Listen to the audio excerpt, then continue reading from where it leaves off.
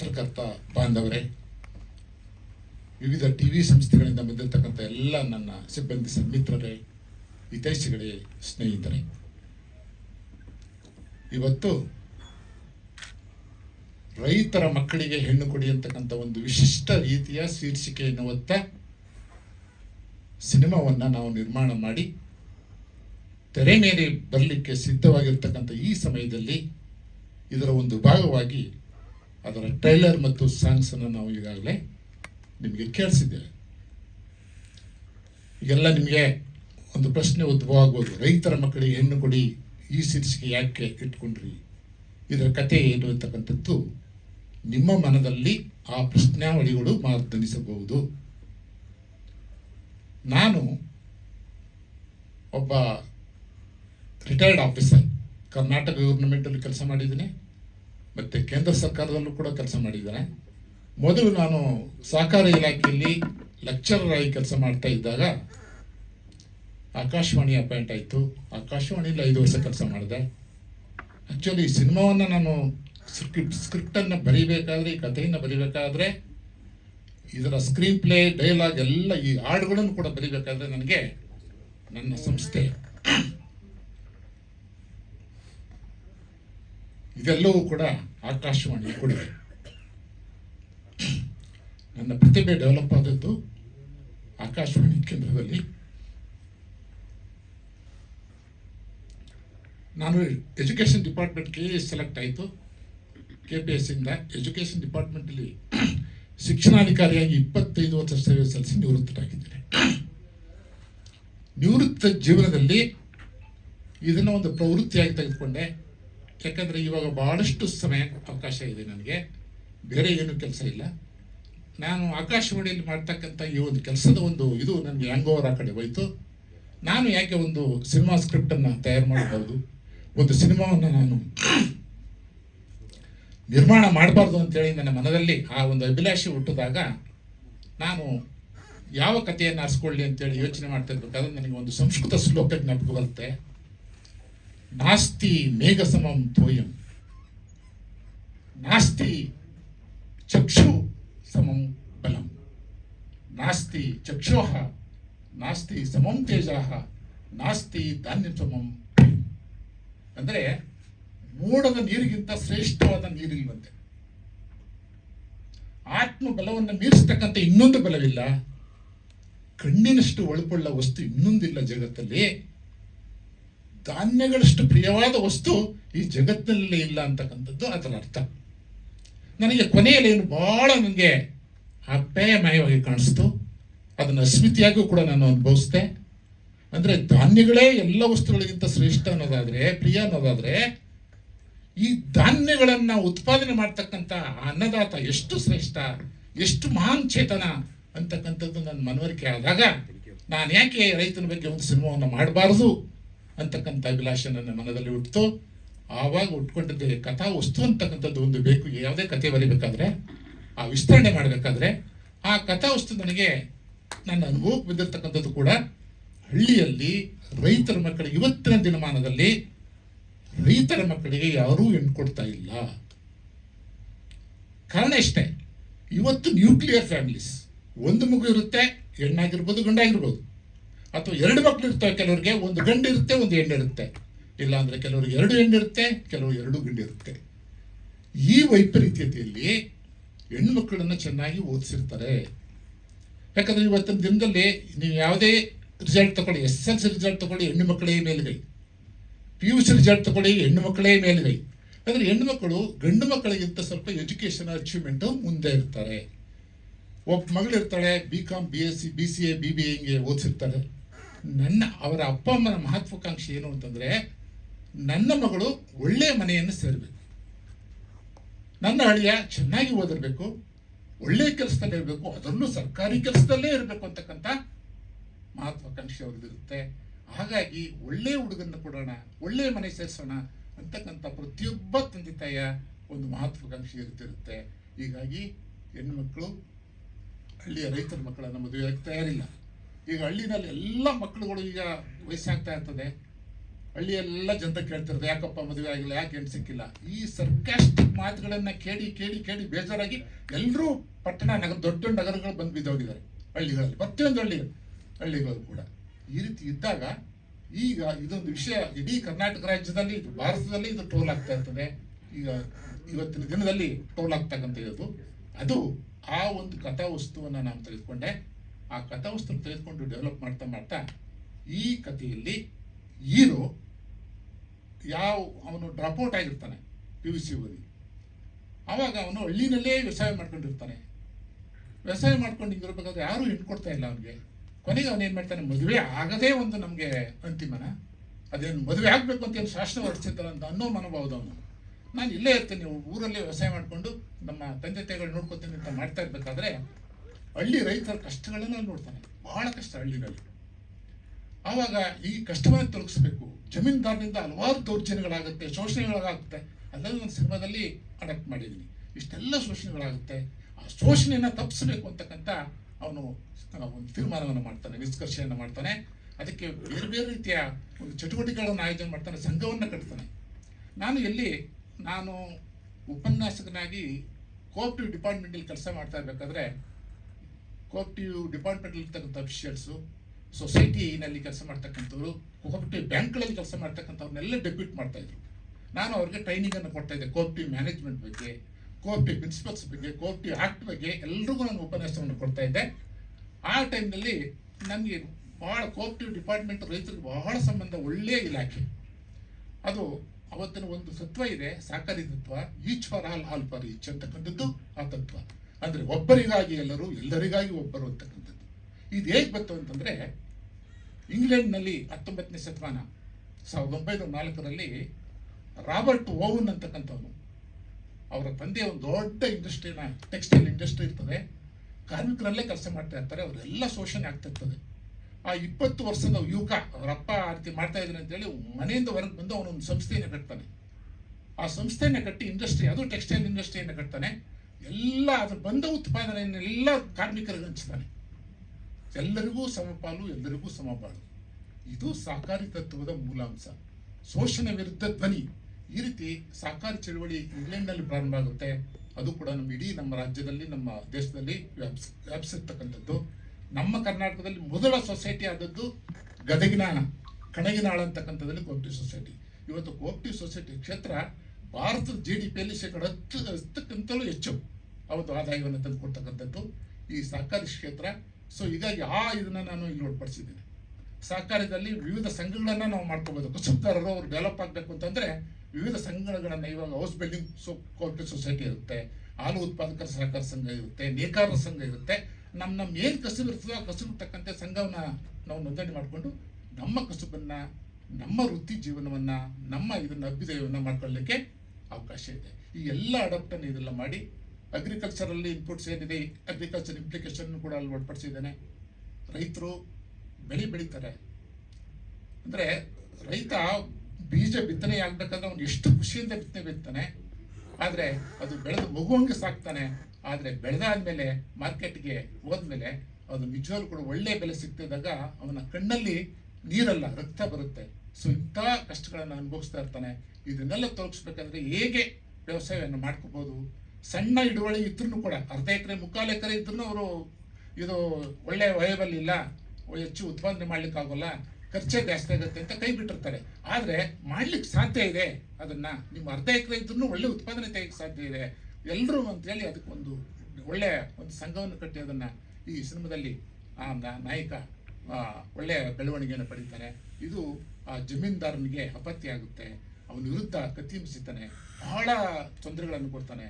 ಇದು ಹೇಗೆ ಆ ಒಂದು ಸಿನಿಮಾದಲ್ಲಿ ಅವರಿಬ್ಬರ ನಡುವೆ ಏನಾಯಿತು, ಈ ರೈತರು ಏಳಿಗೆ ಯಾವ ರೀತಿ ಮಾಡ್ದ, ಮತ್ತು ಇವನ ವೈಯಕ್ತಿಕವಾಗಿ ಏನು ತೊಂದರೆ ಆಯಿತು, ಕೊನೆಯಲ್ಲಿ ಟ್ರಾಜಿಡಿಯಲ್ಲಿ ಎಂಡ್ ಆಗುತ್ತೆ ಈ ಸಿನಿಮಾದಲ್ಲಿ. ಅದು ಏನಾಯಿತು, ಎತ್ತಾಯಿತು ಅಂತಕ್ಕಂಥದ್ದೇ ಈ ಒಂದು ಒಟ್ಟಾರೆ ಈ ಸಿನಿಮಾದ ಒಂದು ಕಥಾ ಸಂವಿಧಾನ.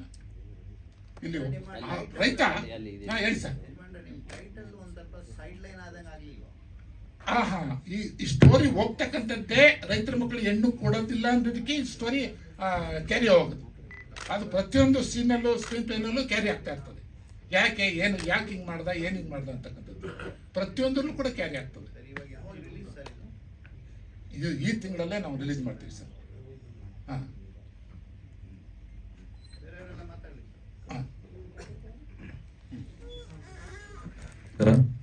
ವೇದಿಕೆ ಮೇಲೆ ಇರುವಂಥ ಎಲ್ಲ ಗಣ್ಯರಿಗೂ ತಮ್ಮೆಲ್ಲರಿಗೂ ಪತ್ರಕರ್ತ ಬಂದವರಿಗೂ ನನ್ನ ಹೆಸರು ರೋಹನ್ ಎಸ್ ದೇಸಾಯಿ. ಈ ಚಿತ್ರದ DOPನೂ ಹೌದು, ಮ್ಯೂಸಿಕ್ ಡೈರೆಕ್ಟರು ಹೌದು, ಎಡಿಟರು ಹೌದು. ಸುಮಾರಿದೆ ಎಲ್ಲ, ಆಲ್ಮೋಸ್ಟ್ ಕೆಲಸ ನಾವು ಮಾಡ್ತಾನೆ ಬಂದಿದ್ದು. ಸೊ ಸರ್, ಹೌದು ಸರ್, ಈ ಸಿನಿಮಾದಿಂದ ಸಿಂಗಿಂಗಿನೂ ಸ್ಟಾರ್ಟ್ ಆಗಿದೆ. ಸ್ವಲ್ಪ ತಕ್ಕ ಮಟ್ಟಿಗೆ ಕೋರಿಯೋಗ್ರಫಿನೂ ಸ್ವಲ್ಪ ಸಪೋರ್ಟಿಂದನೂ ಮಾಡಿಸಿದ್ವಿ. ಚಿತ್ರದಲ್ಲಿ 4 ಹಾಡಿದೆ, ಆಮೇಲೆ ಒಂದು 4-5 ಫೈಟ್ ಸೀಕ್ವೆನ್ಸ್ ಇಟ್ಟಿದ್ದೇವೆ. ಸೊ ನಮ್ಮ ನಿರ್ದೇಶಕರು ಹಾಗೂ ಪ್ರೊಡ್ಯೂಸರ್ ಹೇಳಿದಂತೆ story, screen play, dialogues, lyrics ಎಲ್ಲ ಬರೆದವ್ರು ಅವರೇ. ಸೊ ನನ್ನ ಪ್ರಕಾರ ಅವ್ರು ಆಲ್ಮೋಸ್ಟ್ ಅವರು ನೋಡಿಕೊಂಡು ಬಂದಿರುವಂಥದ್ದನ್ನ ಮೇಲೇ ಒಂದು ಸ್ಟೋರಿಯನ್ನು ಕಟ್ಟಿ ಅದನ್ನು ಫಸ್ಟ್ ಟೈಮ್ ನನಗೆ ಅವ್ರು ಕೇಳಿದ್ರು, ಸರ್ ಹಿಂಗೆ ಒಂದು ರೈತರ ಮೇಲೆ ಒಂದು ಸಿನಿಮಾ ಮಾಡ್ತಾ ಇದ್ದೇನೆ ಹೀಗೆ ಅಂತಂತೇಳಿ. ಆಲ್ಮೋಸ್ಟ್ ಅವ್ರು ತಮ್ಮ ಪ್ರಶ್ನೆಯನ್ನು ಲೀಗಲ್ಲೇ ಅದು ಸ್ಟೋರಿಗೆ ಹೋಗ್ತಾ ಹೋದ್ರೆ ಟೈಟಲಿಗೆ ಏನೋ ಸ್ವಲ್ಪ ಲಿಂಕ್ ಆಗ್ತಾ ಇಲ್ಲ ಅಂತ ಫೀಲ್ ಆಗುತ್ತೆ. But when you come to ಒಂದು ಕನ್ಕ್ಲೂಷನ್ನಲ್ಲಿ ಬಂದವಾಗ, ಇಲ್ಲ ಇಂಟರ್ವಲ್ ಸ್ಪಾಟಲ್ಲಿ ಬಂದವಾಗ, ಇದು ಆ್ಯಕ್ಚುಲಿ ಸ್ಟಾರ್ಟ್ ಆಗಿದೆ ಆ ರೀಸನ್ ಆಗಲಿಲ್ಲ ಅಂತಂತ ಹೇಳಿನೇ ನನಗೆ ಆಟೋ ಸಿಗಲಿಲ್ಲ ಅಂತಲೇ ನಾನು ಲೇಟಾಗಿ ಬಂದುಬಿಟ್ಟೆ. ಸೊ ದಟ್ ಆಟೋ ಸಿಗಲಿಲ್ಲ ಅನ್ನೋದೇ. ಸೊ ಆಟೋ ಯಾಕೆ ನಾನು ನಡ್ಕೊಂಡು ಬರ್ಬೋದಿತ್ತು, ಓಡ್ಕೊಂಡು ಬರ್ಬೋದಿತ್ತು, ಅದೇ ಥರನೇ ಇದೆಲ್ಲ ಮಿಕ್ಸ್ ಆಗಿಬಿಟ್ಟು ಒಂದು ಸ್ಟೋರಿ ರೂಪದಲ್ಲಿ ಅವರು ಬರೆದಿದ್ದಾರೆ. ಸೊ ಹೀರೋ ಬಂದ್ಬಿಟ್ಟು ಹೀಗೆ. ಸೊ ಸ್ಟೋರಿ ಇವ್ರು ನನ್ನ ಕಡೆ ತಂದು ಕೊಟ್ಟಾಗ ಫಸ್ಟು ಸಾಂಗ್ಸ್ ಎಲ್ಲ ಆಲ್ಮೋಸ್ಟ್ ಆಲ್ ಮುಗಿಸಿ, ಚಿತ್ರೀಕರಣ ಆಲ್ಮೋಸ್ಟ್ ಆಲ್ ನಾರ್ತ್ ಕರ್ನಾಟಕದಲ್ಲಿ ಹುಬ್ಳಿ ಸುತ್ತಮುತ್ತ ನಾವು ಮಾಡಿದ್ದು. ಕುಂಕೂರು, ಆಮೇಲೆ ಮಳಲಿ ಅಂತ ಹಳ್ಳಿ, ನೀವು ಸಾಂಗ್ಸಲ್ಲೆಲ್ಲ ನೋಡಿದ್ರಿ ಆಲ್ಮೋಸ್ಟ್ ಆಲ್. ಆಮೇಲೆ ಈ ಚಿತ್ರದ ಮ್ಯೂಸಿಕ್ ಬಗ್ಗೆ ಹೇಳ್ಬೇಕಂದ್ರೆ, ನಾನು ಯಾವುದೇ ರೀತಿಯಾದಂಥ ಡಿಜಿಟಲೈಸ್ ಮ್ಯೂಸಿಕನ್ನು ನಾನು ಯೂಸ್ ಮಾಡಿಲ್ಲ. ಆ ವಿಲೇಜ್, ಆ ಹಳ್ಳಿಯ ಸೊಗಡು ಬರಲಿ, ಆಲ್ಮೋಸ್ಟ್ ಆಲ್ ಫೋಕ್ ಇನ್ಸ್ಟ್ರೂಮೆಂಟ್ಸನ್ನೇ ಯೂಸ್ ಮಾಡಿ ಒಂದು ಮ್ಯೂಸಿಕನ್ನು ಮಾಡಿದೆ. ಸೊ ಸಾಂಗ್ಸು ಚೆನ್ನಾಗಿ ಬಂದಿದೆ ಅಂತ ಅನ್ಕೋತೇನೆ, ತಮ್ಮೆಲ್ಲರಿಗೂ ಇಷ್ಟ ಆಯ್ತು ಅಂತ ಅನ್ಕೋತೇನೆ. ಆಮೇಲೆ ಕ್ಯಾಮ್ರಾ ವೈಸ್ ಇರ್ಬೋದು, ಆಲ್ಮೋಸ್ಟ್ ಎಡಿಟಿಂಗ್ ಇರ್ಬೋದು. ಮುಖ್ಯವಾಗಿ ನಮಗೆ ಈ ಚಿತ್ರಕ್ಕೆ ಮೃತ್ಯುಂಜಯ್ ಅಂತ ನಮ್ಮೊಬ್ಬರು ಸರು, ಆಮೇಲೆ KS ಡಾಕ್ಟರ್ ವೇಣುಗೋಪಾಲ್ ಅವರು ತುಂಬ ನಮಗೆ, ಅವ್ರದ್ದು ಸ್ಟುಡಿಯೋ ಇದೆ ಸರ್, MJS ಸ್ಟುಡಿಯೋ ಅಂತ. ಸೊ ಅವರು ಕೂಡ ನಮಗೆ ತುಂಬ ಸಪೋರ್ಟ್ ಮಾಡಿ, ಸ್ಟುಡಿಯೋ ಬೇಸಿಸ್ ಎಲ್ಲ ಕೆಲಸ ಆಗಿದ್ದು ಅವ್ರದ್ರಲ್ಲಿನೇ. ಅವ್ರು ಹಗಲು ರಾತ್ರಿ ನಾವು ಯಾವಾಗ ಕೆಲಸ ಮಾಡ್ತೇವೆ, ಆಯಿತು ಸರ್ ನೀವು ಮಾಡಿ ಸರ್, ನಾವು ನಿಮ್ಮ ಜೊತೆಗಿದ್ದೇವೆ. ಡಬ್ಬಿಂಗ್ ಕೂಡ ಅವರೇ ಮಾಡಿದ್ದಾರೆ. ಸ್ವಾಮೀಜಿ ಡಬ್ಬಿಂಗ್ ನಮ್ಮ ವೇಣುಗೋಪಾಲ್ ಸರ್ ಮಾಡಿದ್ದಾರೆ. ಬೂದ ಅಂತ ಒಂದು ಕ್ಯಾರೆಕ್ಟರ್ ಇದೆ, ಅವ್ರದ್ದು ನಮ್ಮ ಮೃತ್ಯುಂಜಯ ಸರ್ ಅವ್ರು ಮಾಡಿದ್ದಾರೆ. ಒಂದು ಟೀಮ್ ವರ್ಕ್ ಅಂತ ಹೇಳಿದ್ರೆ ನೀವು ನೋಡ್ತಿರ್ಬೋದು ಸಾಂಗ್ಸಲ್ಲಿ, ಇದರಲ್ಲಿ ಜಾಸ್ತಿ ನಿಮಗೆ ಟೆಕ್ನಿಷಿಯನ್ ಹೆಸರು ನೋಡ್ಲಿಕ್ಕೆ ಸಿಗಲಿಲ್ಲ ಅನಿಸುತ್ತೆ. ಇವರೇ ಎಲ್ಲ ಕೆಲಸ ಮಾಡಿದ್ದಾರೆ, ಇವರೇ ಎಲ್ಲ ಕೆಲಸ ಮಾಡಿದ್ದಾರೆ. ಸೊ ಈ ಥರ ಇರೋದ್ರಿಂದ, so almost all we were like very less people, but we did lot of work. ನಾನು ಸುಮಾರು ಪ್ರೆಸ್ ಮೀಟ್ ಬಂದಿದ್ದೇನೆ, ಸರ್ದು ಮೊದಲನೇ ಸಿನಿಮಾ. ಆಮೇಲೆ ಇದೆಲ್ಲ ಮುಗಿಸಿ ನಾವು ರಿಲೀಸು ಈ ಥರ ಅಂತಂತೇಳಿ ಒಂದು ಚಿಕ್ಕದಾಗಿ ಒಂದು ಪ್ರೀ ರಿಲೀಸ್ ನಾವು ಮಾಡ್ಕೊಂಡಿದ್ವಿ ಹುಬ್ಳಿಯಲ್ಲಿ. ರಿಪೋರ್ಟ್ಸ್ ಹೆಂಗೆ ಏನು ಎತ್ತ ಅಲ್ಲಿ ಮಾಡಿರುವಂಥ ಒಂದು ಪಬ್ಲಿಕ್ಕಿಗೆ ತೋರಿಸೋಣ ಅಂತಂತ ಹೇಳ್ಬಿಟ್ಟು ಅಲ್ಲಿ ಕೂಡ ಒಂದು ಒಳ್ಳೆ ರಿವ್ಯೂ ಬಂತು. ಈಗ ಬಂದುಬಿಟ್ಟು ಮೇನ್ ಪ್ರೆಸ್ ಮೀಟ್ ಮಾಡಿ ಈಗ ಚಿತ್ರ ರಿಲೀಸಿಗೆ ಪ್ಲ್ಯಾನ್ ಆಗ್ತಾ ಇದೆ. ಎಲ್ಲ ಮಾಡಿ ನಾವು ಒಂದು ಬಂದವಾಗ ಲಾಸ್ಟಿಗೆ ನಮ್ಮ ಸಿರಿ ಮ್ಯೂಸಿಕ್ ಸರ್ ಅವರು, ಇಲ್ಲ ಸರ್ ಆಡಿಯೋ ನಾನು ಚೆನ್ನಾಗಿ ಇದನ್ನು ಮಾಡ್ತೇನೆ ಅಂತ ಅವರೊಂದು ಭರವಸೆ ಕೊಟ್ಟು ಆಡಿಯೋ ಲೇಬಲ್ ಆಗಿ ನಮಗೆ ಒಂದು ನೆರಳಾಗಿ ಈ ಚಿತ್ರ ಇಲ್ಲಿ ತನಕ ತಂದು ಮುಡಿಸ್ಲಿಕ್ಕೆ ಇವರೆಲ್ಲರೂ ನಮಗೆ ಸಹಾಯ ಮಾಡಿದ್ದಾರೆ. ಸೊ ಇದ್ರ ಮುಂದೆ ಎಲ್ಲ ಮಾಧ್ಯಮ ಮಿತ್ರರು, ನೀವು ನಿಮ್ಮ ಬರವಣಿಗೆ ಸಪೋರ್ಟ್ ಇದ್ದರೆ ಬೆಸ್ಟು. ಸೊ ಹಂಗೇನಿದ್ರೆ ನೆಕ್ಸ್ಟ್ ನಾನು ಮಾತಾಡ್ತೇನೆ. Thank you sir. ಸರ್, ನಾನು ಮೃತ್ಯುಂಜಯ ಅಂತ, ನಮ್ಮ ರಾಜಾಜಿನಗರದಲ್ಲಿ ನನ್ನದೊಂದು ಸಣ್ಣದೊಂದು ಡಬ್ಬಿಂಗ್ ಸ್ಟುಡಿಯೋ ಇದೆ.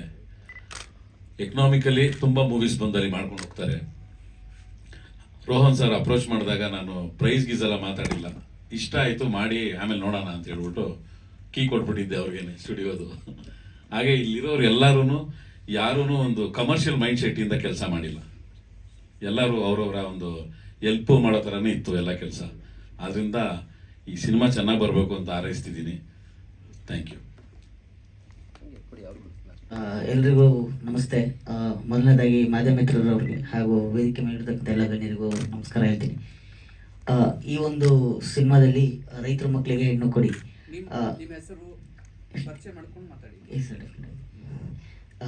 ನನ್ನ ಹೆಸರು ಅಗಸ್ತ್ಯ ಪ್ರೇಮ್ ಅಂತ ಹೇಳಿ. ಈ ಸಿನಿಮಾದಲ್ಲಿ ಒಂದು ನೆಗೆಟಿವ್ ಶೇಡ್ ಕ್ಯಾರೆಕ್ಟರ್ ಮಾಡಿದ್ದೀನಿ. ಈ ಒಂದು ಸಿನಿಮಾದಲ್ಲಿ ನನಗೆ ಅವಕಾಶ ಮಾಡಿಕೊಟ್ಟಂಥ ಕೆಂಪರಾಮ್ ಸರ್ಗೆ ಹಾಗೂ ರೋಷನ್ ಸರ್ಗೆ ಮೊದಲು ಥ್ಯಾಂಕ್ಸ್ ಹೇಳೋಕ್ಕೆ ಇಷ್ಟಪಡ್ತೀನಿ.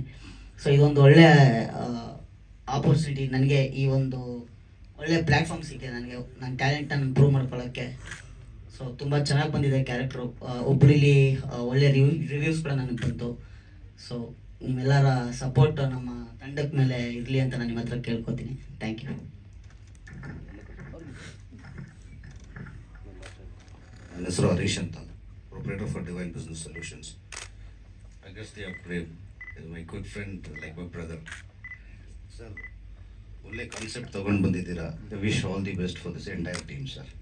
Hopefully everything goes well. Thank you sir. ನಮಸ್ಕಾರ ಎಲ್ಲರಿಗೂ.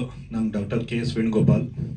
ಈ ಚಿತ್ರದ ನಿರ್ಮಾಪಕರಾದ ಕೆಂಪರಾಮ್ ಸರ್ ಹಾಗೂ Rohan Desai sir, music director ಆದಂಥ ರೋಹನ್ ದೇಸಾಯಿ ಸರ್ ಅವರು ನನಗೂ ಈ ಚಿತ್ರದಲ್ಲಿ ಒಂದು ಸಣ್ಣ ಅವಕಾಶ ಕೊಟ್ಟಿದ್ದಾರೆ. ಆ್ಯಸ್ ಎ ಡಬ್ಬಿಂಗ್ ಆರ್ಟಿಸ್ಟ್ ಆಗಿ ಕೆಲವು ಪಾತ್ರಗಳಿಗೆ ಡಬ್ಬಿಂಗ್ ಮಾಡಿದ್ದೀನಿ, ಮತ್ತು ಸಾಂಗುಗಳು ಕೂಡ ಒಂದು ಕೋರಸ್ ಆಡೋದಕ್ಕೂ ಅವಕಾಶ ಕೊಟ್ಟಿದ್ದಾರೆ. ಇನ್ನು ಕೆಲವು ವಿಭಾಗದಲ್ಲೇ ಕೆಲಸ ಮಾಡೋದಕ್ಕೂ ಅವಕಾಶ ಕೊಟ್ಟಿದ್ದರಿಂದ ಇಬ್ಬರಿಗೂ ನನ್ನ ಕಡೆಯಿಂದ ಧನ್ಯವಾದ ಹೇಳ್ತೀನಿ. ನಿಮ್ಮಗಳ ಒಂದು ಸಹಕಾರದಿಂದ ಈ ಚಿತ್ರ ಚೆನ್ನಾಗಿ ಮುಂದುವರಿಲಿ ಅನ್ನೋ ಒಂದು ಹೋಪ್ ಇಟ್ಕೊಂಡು ನಿಮಗೆ ಸಹಕಾರ ಇರಲಿ ಅಂತ ಕೇಳ್ಕೊಂತ ನನ್ನ ಮಾತು ಮುಗಿಸ್ತೀನಿ. Thank you. ಮತ್ತು ಚಿತ್ರದ ನಾಯಕಿ. ನಮಸ್ಕಾರ ಎಲ್ಲರಿಗೂ. ನನ್ನ ಹೆಸರು ದಿವ್ಯಾ ಅಂತ. ಇದರಲ್ಲಿ ನಾಯಕಿಯಾಗಿ ಪಾತ್ರ ಮಾಡಿದ್ದೀನಿ. ರೋಹನ್ ಸರ್ ಮತ್ತು ಕೆಂಪರಾಮ್ ಸರ್ ಈ ಆಪರ್ಚುನಿಟಿ ಕೊಟ್ಟಿರೋದಕ್ಕೆ ಥ್ಯಾಂಕ್ಸ್ ಅಂತ ಹೇಳೋಕ್ಕೆ ಇಷ್ಟಪಡ್ತೀನಿ. ಮತ್ತು ತುಂಬ ಸಪೋರ್ಟಿವ್ ಆಗಿದ್ದರು. ಮತ್ತು ನಾನು ಇಂಜಿನಿಯರ್ ಮಾಡಿರೋದು ಮತ್ತು ಡೆವಲಪರ್ ಆಗಿ ವರ್ಕ್ ಮಾಡ್ತಾಯಿದ್ದೀನಿ. ಅದ್ರ ಜೊತೆ ಸಿನಿಮಾದಲ್ಲೂ ಮಾಡ್ತಾಯಿದ್ದೀನಿ. ಒಂದು ಶಾರ್ಟ್ ಮೂವಿ ಮಾಡಿದ್ದೀನಿ. ಇದು ಈಗ ರೈತರ ಮಕ್ಕಳಿಗೆ ಹೆಣ್ಣು ಕೊಡುಗೆ ಮಾಡಿದ್ದೀನಿ. ಮತ್ತು ನಿಮ್ಮ ಎಲ್ಲರ ಸಪೋರ್ಟ್ ಸದಾ ಇರಲಿ ಅಂತ ಕೇಳ್ಕೊಳ್ತೀನಿ. Thank you. ನನ್ನ ಪಾತ್ರ ಬಂದು ಕಾಲೇಜ್ ಸೀನ್ ಇರುತ್ತೆ, ಮತ್ತು ನನಗೆ ಹೀರೋ ಮೇಲೆ ಇಷ್ಟ ಆಗುತ್ತೆ. ಅದಾದಮೇಲೆ ರೌಡಿ ಪಾತ್ರ ಅವರು ಇದ್ದಾರಲ್ಲ, ಅವ್ರಿಗೆ ಲೈಕ್ ನನಗೂ ಅವ್ರಿಗೂ ಮತ್ತು ಹೀರೋಗೂ ಫೈಟ್ ಆಗುತ್ತೆ. ಅದೇ ಥರ ನನ್ನ ಸೀನ್ ಇರೋದು. Thank you.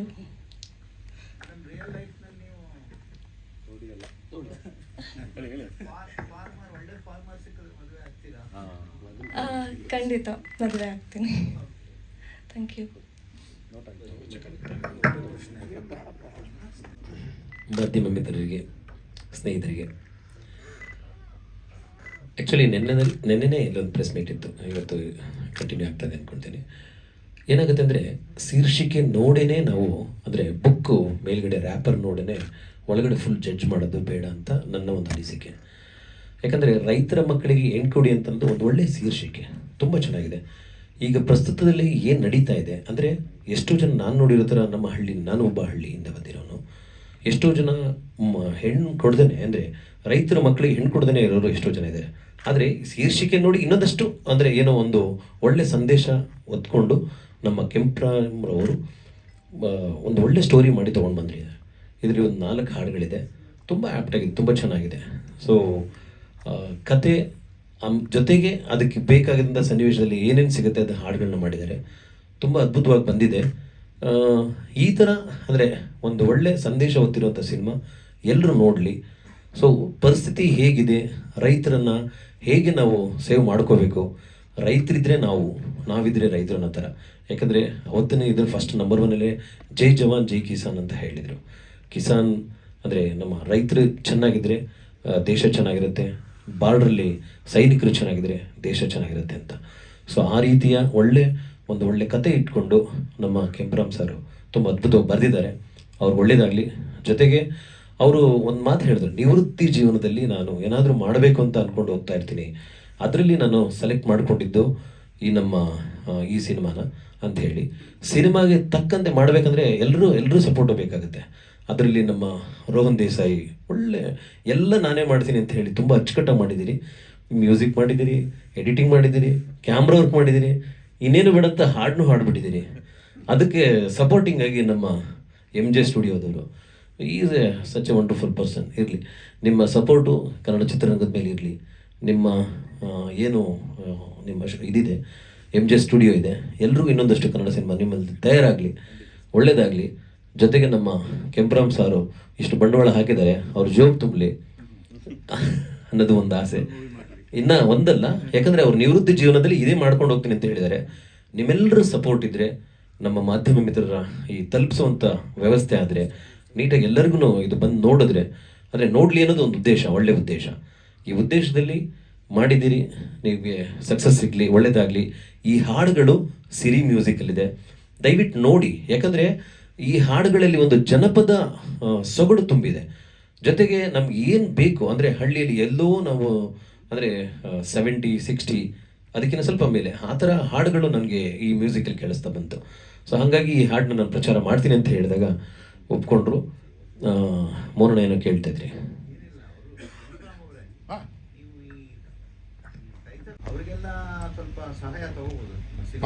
ಇನ್ಮೇಲೆ ಮಾರ್ಕೆಟಿಂಗ್ ಪ್ರೊಮೋ ಮಾಡಿದಾಗ ಅವರ ಸಹಕಾರನೆಲ್ಲ ಅಕ್ರಾಸ್ ದ ಸ್ಟೇಟ್, ಯಾವ ರೈತ ಸಂಘಟನೆ ಯಾರ್ಯಾರು ಇದ್ದಾರೆ, ಯಾರ್ಯಾರು ಲೀಡರ್ಸ್ ಇದ್ದಾರೆ, ಎಲ್ಲರ ಸಪೋರ್ಟನ್ನು ತೆಗೆದುಕೊಳ್ತಕ್ಕಂಥ ಇದೆ ನಮಗಿದೆ, ಮಾಡ್ತೀವಿ ಆ ರೀತಿ. Okay sir, thank you. Okay, ಅಂದರೆ ಜೇಬ್ ತುಂಬೋದು ಏನಕ್ಕೆ ಅಂತ ಹೇಳಿದ್ರೆ, ಇನ್ನೊಂದಷ್ಟು ಸಿನಿಮಾಗಳು ಬರಲಿ, ಕನ್ನಡ ಚಿತ್ರರಂಗದಲ್ಲಿ ಒಂದೊಳ್ಳೆ ಸದಭಿರುಚಿಯ ಚಿತ್ರ ಬಂದ್ರೆ ಒಂದು ಒಳ್ಳೇದಾಗುತ್ತೆ ಅನ್ನೋದು ಒಂದು ಒಳ್ಳೆ ಉದ್ದೇಶ. ಸೊ ಉದ್ದೇಶ ಏನೋ ಮಾತಾಡ್ತಾ ಇದ್ರಿ. ನಮ್ಮ ಚಿತ್ರದ ನಾಯಕರು ಇಲ್ಲೇ ಕಾಣ್ತಾ ಇಲ್ಲ ಅಂತ ಗೊತ್ತು.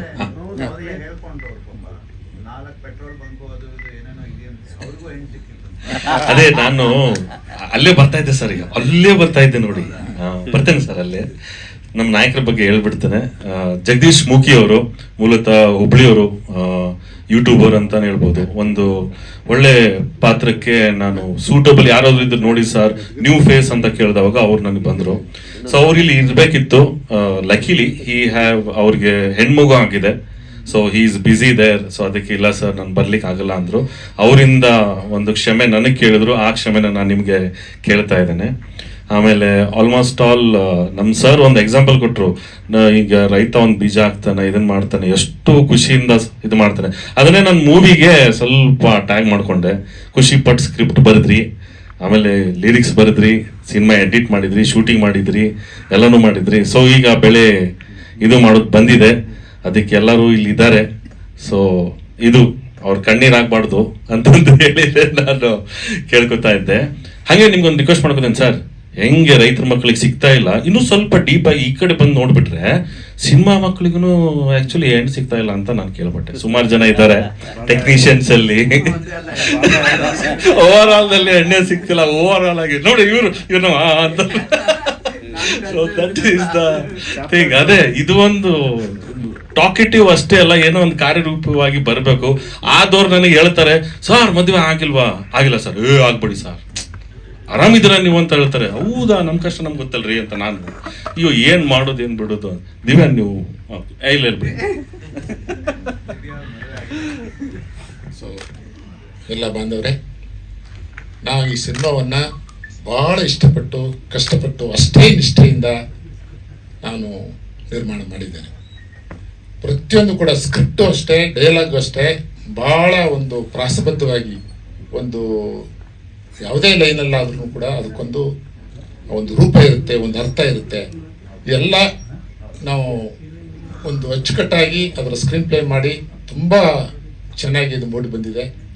ಈ ಒಂದು ಸಿನಿಮಾವನ್ನು ಈಗ ನಿಮ್ಮ ಪಾತ್ರ, ನಿಮ್ಮ ಮಡಿಲಿಗೆ ಅದನ್ನು ಹಾಕ್ತಾ ಇದ್ದೀನಿ. ದಯಮಾಡಿ ನಮ್ಮ ಪಾತ್ರ ಇಲ್ಲಿಗೆ ಮುಗಿದಿದೆ. ಈ ಹೆಚ್ಚಿನ ಸಂಖ್ಯೆಯಲ್ಲಿ ಸಾಗರೋಪಾದಿಯಲ್ಲಿ ಪ್ರೇಕ್ಷಕರು ಬಂದು ಸಿನಿಮಾ ನೋಡಬೇಕು ಅಂತಂದರೆ ಅದು ನಿಮ್ಮ ಕೈ ಚಳಕ, ನಿಮ್ಮ ಮನಚಾದ ಬರವಣಿಗೆಯಿಂದ, ನಿಮ್ಮ ಕನ್ಸ್ಟ್ರಕ್ಟಿವ್ ಕ್ರಿಟಿಸಿಸಮ್ ಮೂಲಕವಾಗಿ ಈ ಒಂದು ಸಿನಿಮಾದ ಬಗ್ಗೆ ನಿಮ್ಮ ಒಳ್ಳೆ ಪ್ರಕಾರ ಒಂದು ಆರ್ಟಿಕಲನ್ನು, ಮಾಹಿತಿಯನ್ನು ನೀವು ಕೊಟ್ಟರೆ ಜನರನ್ನ ಸಿನಿಮಾ ಥಿಯೇಟರ್ಗೂ ಕರ್ಕೊಂಡು ಬರ್ಬೋದು ಅಂತೇಳಿ ನನ್ನ ಆಸೆ. ಯಾಕಂದರೆ ನಾನು ಕೂಡ ಒಂದು ಮಾಧ್ಯಮದಿಂದ ಬಂದವನು. ನಾನು ಆಕಾಶವಾಣಿಯಲ್ಲಿದ್ದಾಗ ನಾನು ತುಂಬ 89ರಿಂದ 94ರವರೆಗೂ ನಾನು ಆಕಾಶವಾಣಿಯಲ್ಲಿದ್ದೆ. ಆವಾಗ ಇಂಡಿಯನ್ ಎಕ್ಸ್ಪ್ರೆಸ್ ನಮ್ಗೆ ಹತ್ರ, ಆವಾಗ ಕನ್ನಡಪ್ರಭ ಸ್ನೇಹಿತರೆಲ್ಲ ನಮ್ಮ ಆಕಾಶವಾಣಿಗೆ ಬರ್ತಾಯಿದ್ರು. ಆವಾಗ ಒಡನಾಟ ಇತ್ತು. ನಾನು ಬಿಟ್ಟೆ 30 ವರ್ಷ ಆಗೋಯ್ತು ಆವಾಗ. ಈಗ ಆ ಒಂದು ಟಚ್ ಇಲ್ಲ. ಸೊ ದಯಮಾಡಿ ಈ ಒಂದು ವಿಶೇಷವಾಗಿ ಇದರ ಬಗ್ಗೆ ಒಂದು ಆಸಕ್ತಿಯನ್ನು ವಹಿಸಿ ನಮ್ಮ ಈ ಸಿನಿಮಾವನ್ನು ಹೆಚ್ಚಾಗಿ ಗೆಲ್ಲಿಸುವಂಥ, ಯಶಸ್ಸಿನ ಕಾಣುವಂಥ ಒಂದು ಮಟ್ಟಕ್ಕೆ ನೀವು ತಲುಪಿಸ್ಬೇಕು ಅಂತೇಳಿ ನಿಮ್ಮಲ್ಲಿ ನಾನು ಕಳಕಳಿಯಿಂದ ನಾನು ಮನವಿಯನ್ನು ಮಾಡ್ಕೋತೇನೆ. ಸಿನಿಮಾ ಸಕ್ಸಸ್ ಆದ್ಮೇಲೆ ಹಾ. ಪಾರ್ಟ್ 2 ಮಾಡಿ ಹಾ. ರೈತರ ಮಕ್ಕಳಿಗೆ ಹೆಣ್ಣು ಕೊಡ್ಲೇಬೇಕು. ಹಾ. ಸರ್, ಈಗ ಹುಬ್ಳಿಯಲ್ಲಿ ಶೋ ಮಾಡಿದ್ರಲ್ಲ, ಹಾ. ಅದು ಸಾರ್ವಜನಿಕರಿಗೆ ಎಲ್ಲರಿಗೂ ಮಾಡಿದ್ರಾ? ಯಾವ ತರ ರೈತರಿಗೆ? ಸುಮ್ಮನೆ ಒಂದು ಪ್ರೀಮಿಯರ್ ಶೋ ಅಂತ ನಮ್ಮ ಟೀಮಲ್ಲೆಲ್ಲ ಎಲ್ಲ ಆಕ್ಟ್ ಮಾಡಿದ್ದಾರೆ, ಜನ ಸಪೋರ್ಟ್ ಮಾಡಿದ್ದಾರೆ. ಸೊ ಅವ್ರಿಗೋಸ್ಕರ ಒಂದು ಶೋನ ಮಾಡಿದ್ವಿ ಸರ್. ನಿಮ್ ಟೀಮ್ ಮಾತ್ರನಾ? ಟೀಮ್ ಅಲ್ಲ, ಆ ಊರಿನಲ್ಲಿರ್ತಕ್ಕಂಥ ಜನರಿಗೆ. ಯಾಕಂದ್ರೆ ನಾವು 2 ಗ್ರಾಮಗಳು ಬಹಳ ಪ್ರಮುಖವಾಗಿ, ಒಂದು ಗುರುನಹಳ್ಳಿ, ಕುಂಕೂರು ಅಂತೇಳಿ, ಆ ಗ್ರಾಮದ ಎಲ್ಲ ರೈತರುಗಳು ನಮಗೆ ಸಪೋರ್ಟ್ ಮಾಡಿದ್ರು. ಸೊ ಹಾಗಾಗಿ ಅವ್ರು ನೋಡ್ಲಿ ಅನ್ನೋ ಒಂದು ಅಭಿಲಾಷೆಯಿಂದ ನಾವು ಹುಬ್ಳಿನಲ್ಲಿ ಮಾಡಿದ್ವಿ. ಸ್ಟೇಟ್ ಕಪ್ ಇಲ್ಲೇ ಮಾಡಬೇಕು ಅಂತಿತ್ತು, ಅವ್ರಿಗೋಸ್ಕರವಾಗಿ ಅಲ್ಲಿ ನಾವು ಒಂದು ಪ್ರೀಮಿಯರ್ ಶೋ ಅನ್ನು ಮಾಡಿದ್ವಿ. ಸೆನ್ಸಾರ್ ಎಲ್ಲ ಏನಂದ್ರು? ಸೆನ್ಸಾರ್ UA ಪ್ರಮಾಣ ಪತ್ರ ಸಿಕ್ಕಿದೆ ಸರ್. ಹಾಂ ಹಾಂ UA ಯಾಕಂತಂದ್ರೆ ಅದು ಆ ಒಂದು ಇದರಲ್ಲಿ ಸ್ವಲ್ಪ ವೈಲೆನ್ಸ್ ಕೂಡ ಇದೆ. ಸೊ ಮತ್ತೆ ಅಟೆಂಪ್ಟ್ ಟು ರೇಪ್ ಒಂದಿದೆ. ಸೊ ಹೀಗಾಗಿ ಕೆಲವು ಆ ಒಂದು ಇದರಿಂದ ನಾನು ಚೆನ್ನಾಗಿದೆ, ನಮಗೆ ಸೆನ್ಸರ್ ಆಫೀಸರೇ ಕರೆದು ಹೆಚ್ಚಿಗೆ ಯಾವುದೇ ಕಟ್ಸಿಲ್ಲ. ಬಟ್ ಇವು 3 ಈವೆಂಟ್ಸ್ ಇರೋದ್ರಿಂದ ನಾನು UA ಕೊಡ್ತಾ ಇದ್ದೀನಿ ಅಂತಂದ್ರು. ಆಗ ನಾನು ರಿಕ್ವೆಸ್ಟ್ ಮಾಡಿದೆ, ಇಲ್ಲ ಸರ್ ಇದು ರೈತರ ಸಬ್ಜೆಕ್ಟು, ಅದು ಬರವಣಿಗೆನೆಲ್ಲ ಅದು ಇದ್ದೇ ಇರ್ತದೆ, ಅದು ಇಲ್ಲದೇ ನಾವು ಸಿನಿಮಾ ಮಾಡ್ಲಿಕ್ಕೆ ಆಗೋದಿಲ್ಲ. ಸಿನಿಮಾ ಅಂತಂದ್ಮೇಲೆ ಎಲ್ಲ ಕಾಂಪೋಸಿಟ್ ಇರಬೇಕು, ಪ್ರತಿಯೊಂದು ಆ್ಯಂಗಲ್ಲು ಇದ್ದರೆ ಮಾತ್ರ ಅದಕ್ಕೊಂದು ಸಿನಿಮಾ, ಇಲ್ಲಾಂದರೆ ಡಾಕ್ಯುಮೆಂಟ್ರಿ ಆಗಿಬಿಡುತ್ತೆ ಹಿಂಗೆ ಅಂತ ಹೇಳಿದ್ದಕ್ಕೆ ಅವರು ಇಲ್ಲ ಅಂಥೇಳಿ ಅವರು ಒಪ್ಪಲಿಲ್ಲ. UA ಕೊಟ್ಟಿದ್ದಾರೆ. ನಾನು ಸಂತೋಷವಾಗಿ ಅದನ್ನು ಒಪ್ಪಿಕೊಂಡೆ, ಓಕೆ ಅಂತೇಳಿ. All the best sir. ಒಂದು ನಿಮಿಷ ಮಾಡೋಣ. ಲಾಸ್ಟ್ ನಮ್ಮ ಜಯಲಕ್ಷ್ಮಿ ಮೂವೀಸ್ ನಮ್ಮ ಡಿಸ್ಟ್ರಿಬ್ಯೂಟರ್, ಯಾಕಂದ್ರೆ ರಾಜು ಅವರು ಮಾತಾಡಲ್ಲ, ಕೆಲಸ ಮಾಡಿ ತೋರಿಸ್ತೀನಿ ಅಂತಾರೆ. ಆದ್ರೆ ಈ ಪಿಕ್ಚರ್ಗೆ ಅವ್ರು ಮಾತಾಡಲೇಬೇಕು, ಯಾಕಂದ್ರೆ ಅವ್ರು ಬರೀ ಕೆಲಸ ಮಾಡ್ತೀನಿ ಅಂತ ಹೇಳಿ ಥಿಯೇಟರ್ಗಳಿಗೆ ಎಲ್ಲೆಲ್ಲಿ ಬೇಕು ಏನೇನು ಬೇಕು ಎಲ್ಲ ಮಾಡ್ತಾರೆ. ಲಾಸ್ಟ್ ಒಂದು ಅವ್ರ ವಿಶ್ ಜೊತೆಗೆ ಅವ್ರದ್ದೊಂದು ಇದಿರ್ಲಿ ಅಂತ ಹೇಳಿ ನಾನು ಕೇಳ್ಕೊಳ್ತೀನಿ, ದಯಮಾಡಿ. ಇಲ್ಲಿ ಬಂದಿರತಕ್ಕಂಥ ಪತ್ರಕರ್ತರು ಹಾಗೂ ವಿಡಿಯೋ ಮಾಧ್ಯಮದವರು ಮತ್ತು ವೇದಿಕೆ ಮೇಲೆ ಕುಳಿತಿರತಕ್ಕಂಥ ಎಲ್ರಿಗೂ ನನ್ನ ನಮಸ್ಕಾರಗಳು. ನಿರ್ಮಾಪಕರು ಒಂದು ವಿಲೇಜ್ ಟೈಟ್ಲ್ ಇಟ್ಟು ಒಳ್ಳೇದು ಮಾಡಿದ್ದಾರೆ.